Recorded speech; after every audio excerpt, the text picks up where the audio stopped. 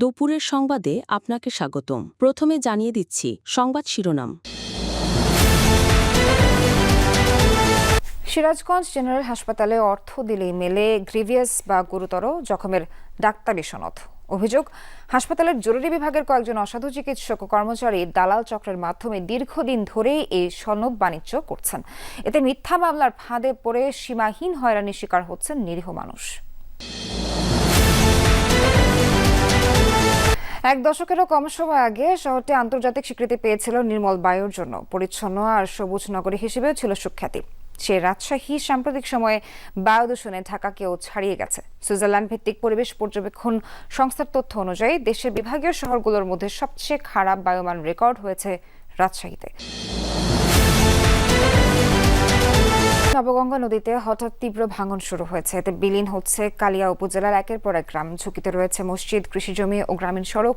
ভাঙন ঠেকাতে দ্রুত ব্যবস্থা গ্রহণের দাবি ভুক্তভোগীদের। এদিকে ঊর্ধ্বতন কর্তৃপক্ষের সাথে আলোচনার মাধ্যমে পদক্ষেপ নেওয়ার আশ্বাস দিয়েছেন পানি উন্নয়ন বোর্ডের কর্মকর্তা। মনিরহাটে পোকার আক্রমণে নষ্ট হচ্ছে বিঘার পর বিঘা জমির ধান। কোন রোগের জন্য কোন কীটনাশক ব্যবহার করতে হবে তাও জানেন না অনেক কৃষক। ফলে ভুল কীটনাশকের প্রয়োগে কমছে না পোকা। কৃষি বিভাগ থেকে এই বিষয়ে পরামর্শ মিলছে না বলে দাবি কৃষকদের। আর কৃষি কর্মকর্তা বলছেন ফসলে পোকার আক্রমণ নেই। এবার শুনবেন বিস্তারিত।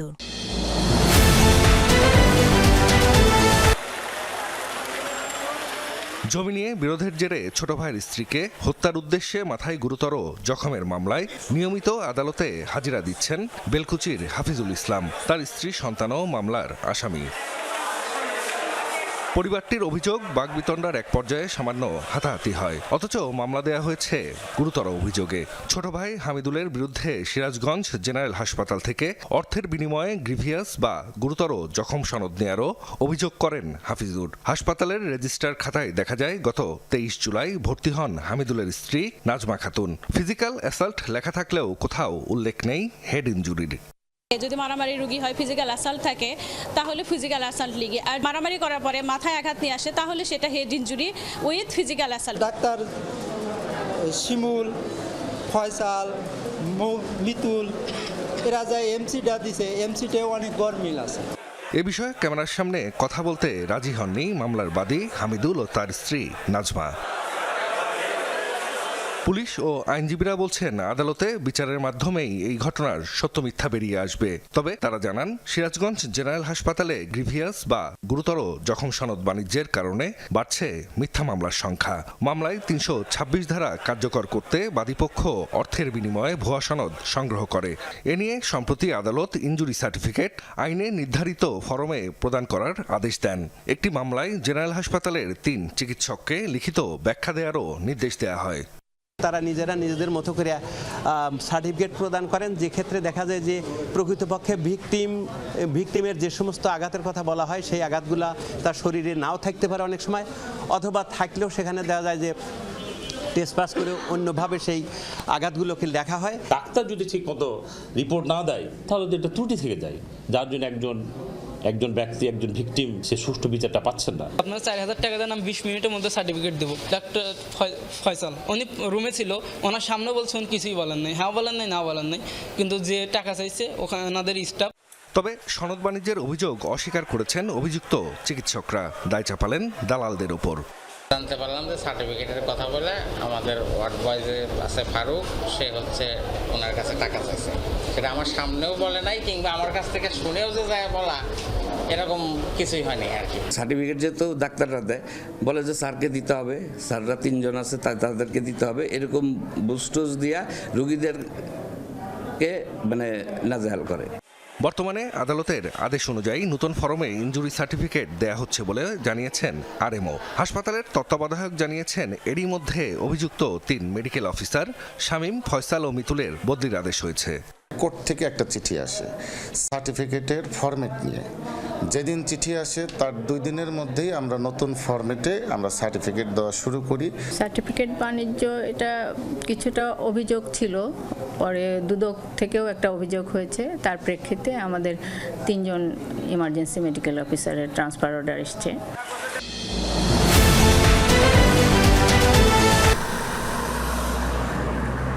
রৌদ্রোজ্জ্বল ভর দুপুরে শহরের এই ফ্যাকাশে চেহারা বলে দেয় বাতাসে উড়ে বেড়াচ্ছে বিপুল পরিমাণ ধুলোবালি। অথচ কয়েক বছর আগেও চিত্র ছিল ভিন্ন। 2016 সালে বিশ্ব স্বাস্থ্য সংস্থার উপাত্তের ভিত্তিতে বাতাসে ভাসমান মানবদেহের জন্য ক্ষতিকর কণা দ্রুত কমিয়ে আনার ক্ষেত্রে বিশ্বের সবচেয়ে এগিয়ে থাকা শহরের আন্তর্জাতিক স্বীকৃতি জোটে রাজশাহীর। এর সঙ্গে নগরীর সড়কে সড়কে বাহারি ফুল, নানা প্রজাতির গাছ আর উন্নত পরিচ্ছন্নতা ব্যবস্থাপনা রাজশাহীকে দেশের অন্যতম সুন্দর শহর হিসেবে পরিচিত করে তোলে। মাত্র 9 বছরের মাথায় সুইজারল্যান্ড ভিত্তিক সংস্থা IQ এয়ারের সাম্প্রতিক তথ্য বলছে দেশের 8 বিভাগীয় শহরের মধ্যে বায়ুর মান সবচেয়ে খারাপ এখন রাজশাহীতে। গাছগাছালি যে আমাদের অক্সিজেন দেয়, গাছগাছালিগুলো যেভাবে ময়লাতে ধুলোবালিতে হয়ে যাচ্ছে। ভালো জায়গাগুলোকে আবার ভেঙে নতুন করে ঠিক করা হচ্ছে, বা যেমন ধরেন যে বা করা হচ্ছে, ফ্লাইওভার তৈরি করা হচ্ছে। ফ্লাইওভার করার কারণে অনেক ধুলাবালি সৃষ্টি হচ্ছে। ছোট বাচ্চাদের যখন আমরা জার্নি করি অনেক জার্ম সৃষ্টি হয়, সে থেকে আপনার অনেক অ্যালার্জি জাতীয় রোগবালা সৃষ্টি হয়। শুধু বায়ুর মানই কমেনি, আগের সেই পরিচ্ছন্ন চেহারাটাও যেন হারাতে বসেছে। নগর জুড়ে দীর্ঘ সময় ধরে টানা নির্মাণ কাজ বায়ু ও শব্দ দূষণের কারণ হয়ে উঠেছে। যানজটেরও সৃষ্টি হয়েছে, প্লাস রাস্তাঘাটে ধরেন এই রাস্তাটা দেখছেন, চলাচলের ধুলাবালির কারণে মানুষের চলাচলে খুবই অসুবিধা হচ্ছে। অতিরিক্ত যানজটের কারণে যে হর্ন সৃষ্টি হচ্ছে, আমরা পড়াশোনা করতে আমাদের প্রবলেম হয়। পরিবেশবিদরা বলছেন প্রাকৃতিকভাবে উন্নয়ন না করে গোটা শহরকে শুধুমাত্র কনক্রিট আর টাইলসে রূপান্তরিত করা হয়েছে। ফলে রাজশাহী নির্মল বায়ুর জন্য আন্তর্জাতিক স্বীকৃতি ধরে রাখতে পারছে না। একদিকে কনস্ট্রাকশনের ম্যাটেরিয়াল পড়ে আছে এবং ওই পাশাপাশি জায়গাগুলোতে একটা টেম্পোরারি গার্বেজ ছিল। এই গার্বেজগুলো বন্ধ হয়ে যাওয়ার জন্য এইটাও কিন্তু ময়লাটা বিভিন্ন জায়গায় ছড়াই গেছে। রাজশাহী বিশ্ববিদ্যালয়ের এই গবেষক বলছেন গোছানো শহর হলেও পর্যাপ্ত গাছ, জলাশয় ও পদ্মা নদীতে পানি না থাকায় দূষণ বেড়েছে রাজশাহীতে। এখন থেকেই নগরায়নের সঠিক পরিকল্পনা না নিলে বায়ু দূষণ রোধ করা সম্ভব হবে না বলে মনে করেন তিনি। ল্যান্ড ইউজ প্ল্যানিং অনুযায়ী যে পরিমাণে জলাশয়, যে পরিমাণে গ্রিন স্পেস থাকা দরকার সেটা রাজশাহী শহরের নেই। এই প্ল্যানিংগত দিক থেকে এই দুর্বলতা আছে।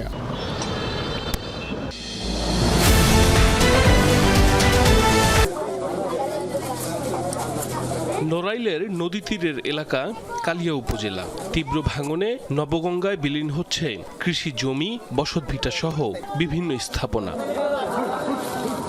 নিঃস্ব পারবিষ্ণুপুর, গাজীরহাট ও সুপ্তগ্রাম সহ কয়েকটি স্থানের বাসিন্দারা। ভাঙনের কবল থেকে বাঁচতে ঘরের টিন, আসবাবপত্র সহ প্রয়োজনীয় সামগ্রী সরিয়ে নিচ্ছেন অনেকে। ঝুঁকিতে নদী তীরের মসজিদ, সড়ক সহ শতাধিক পরিবার। দ্রুত ব্যবস্থা গ্রহণের দাবি ভুক্তভোগীদের।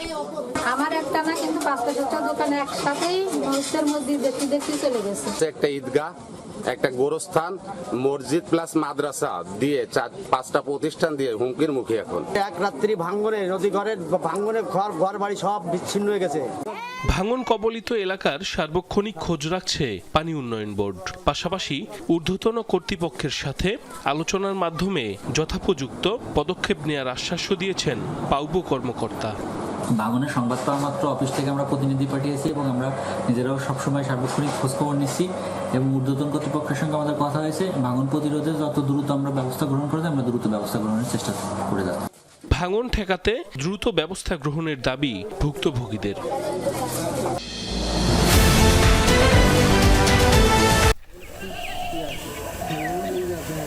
দিগন্ত বিস্তৃত, চোখ জুড়ানো সবুজ আমনের ক্ষেত, তবে এর একটি বড় অংশেই পোকার আক্রমণ। চলতি মৌসুমে যেখানে ফসল ঘরে তুলে লাভের আশা, সেখানে ধানের এমন করুণ দশায় বিপাকে কৃষক। লালমনিরহাট সদরের হারাটি, গোকুন্ডা, আদিতমারির সারপুকুর, সাপটিবাড়ি, ভেলাবাড়ি ইউনিয়ন ছাড়াও অন্য উপজেলাতে বেড়েছে পোকার উপদ্রব। কীটনাশক ও যথাযথ যত্নেও দমানো যাচ্ছে না পাতা মোড়ানো, কারেন্ট পোকা ও মাজরা পোকার আক্রমণ। ওষুধ দিতেছি জমিতে, ধানের কোনো কাজ করতে হয় না, ধান তো থোর অবস্থা বা কিছুটা দিয়ে একটা বাড়াইতেছে ধান। 3 থেকে 4 বার ওষুধ দিয়ে দেওয়া হইতেছে, তারপর ওষুধ পোকার আক্রমণ ছাড়তেছে না। বিভিন্ন ধরনের পোকার আক্রমণ দেখা যাচ্ছে, যেমন কারেন্ট পোকা, পাতা মোড়ানো পোকা, মাজরা পোকা। আমরা বিভিন্ন ওষুধ নিয়ে এসে স্প্রে করতেছি, কিন্তু কোনো ধরনের ফল পাচ্ছি না। এভাবে ফসলের বাড়তি পরিচর্যায় গুনতে হচ্ছে অতিরিক্ত টাকা, তার উপর বীজ, সারের আর শ্রমিকের খরচ তো রয়েছেই। পোকামাকড় দমনে সংশ্লিষ্টদের পরামর্শ না পাওয়ার অভিযোগ করেন কৃষকরা। একজন মাটি স্প্রে করতে গেলে নিম্নতে 1000 টাকা খরচ হয়। কারেন্ট পোকা অনেক দেখা যাইতেছে, আমরা ওষুধ দিতেছি, কিন্তু ওষুধ কিছুটা কাজ করতেছে, কিছুটা করতেছে না। বিএসকে না পাওয়ার কারণে নিজেরাই ওষুধ কিনতে হয়, ভুল ভালো ওষুধ চলে আসে, সে কারণে আমরা কিন্তু ক্ষতিগ্রস্ত হই। কৃষি কর্মকর্তা বলছেন, মাঠ পর্যায়ে নিয়মিত পরামর্শ দেওয়ার পাশাপাশি কীটনাশক কোম্পানিগুলোর কার্যক্রমেও রয়েছে কড়া নজরদারি। কিছু পোকার আক্রমণ দেখা গেছে, যেমন পাতা মরানো পোকা, তো এটাও খুব একটা মানে উল্লেখ করার মতো তেমন না। 4টা আর মেনটেন করতে হয় একটা ওষুধ ব্যবহার করার জন্য। একটা হলো যে সঠিক ওষুধ লাগবে, সঠিক মাত্রা লাগবে, সঠিক প্রয়োগ লাগবে, সঠিক সময় লাগবে। এখানে এই 4টার কম্বিনেশন যদি না হয়, তাহলে কোথাও কোনো না কোনো ক্ষেত্রে হয়তো মানে ওষুধ কাজ নাও করতে পারে। চলতি মৌসুমে লালমনিরহাটে 86,645 হেক্টর জমিতে আমন ধান চাষ করা হয়েছে।